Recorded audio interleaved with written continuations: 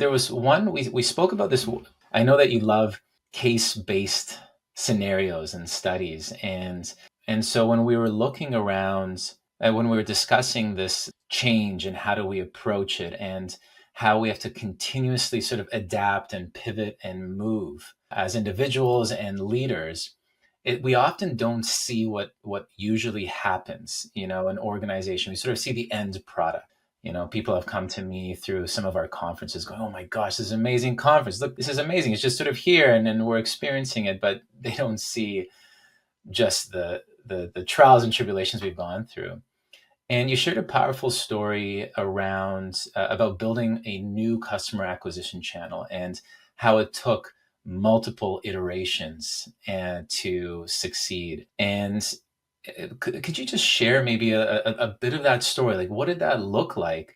And just sort of walk us through that example and what it taught you about leadership, experimentation, and sort of knowing when to pivot and maybe even just giving a bit of a context of what does that look like over a period of time. In this particular case, the example is, I'm sure, one of many examples that I and we all can probably recall about pursuing some new business initiative, new project, new undertaking, new effort where it took many rounds and iterations to find the success formula.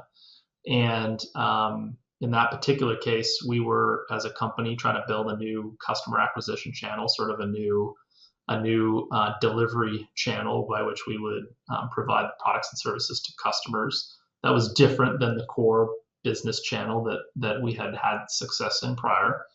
And it went through numerous stages and phases of effectively repetitive misses and failures or underperformance before we got to the right solution. It began with trying to build a new delivery channel by having people within the existing business work on it as a project, which effectively usually means that you ask a bunch of people across the enterprise to work on something, but they also have to continue to do their existing day job. So they're trying to juggle the competing priorities.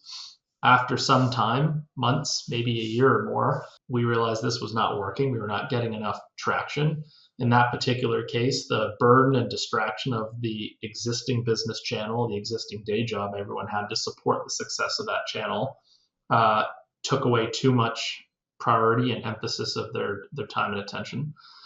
So we then said, well, we are going to continue to build this ourselves, organically build it, but we'll just have to staff it with its own dedicated team of resources. We'll build a team and we'll pull people from across the organization and put them on their own dedicated team, and then they'll be the leaders and members of this new channel.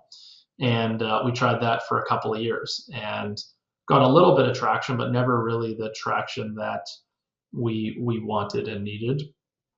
And then ended up deciding and concluding we were best fit to go acquire and buy a business that did that sort of exact mode and a method of delivery, that type of channel expertise.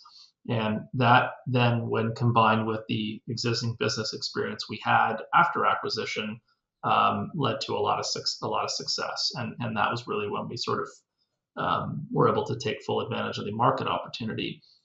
I know that's not to say that had we kept going on trying to build something new off the side of people's desks, we might not have gotten there, or that had we continued to try to build it organically with a dedicated team, we might not have gotten there. But it is an example of which the success we thought was, and the potential that we thought was available, we struggled to obtain, and we had to change course and go about trying to capture the market opportunity very differently. And of course, in all of that, the difficult part is deciding when to change course and sort of pull the plug on the chosen path forward versus just continue to keep your head down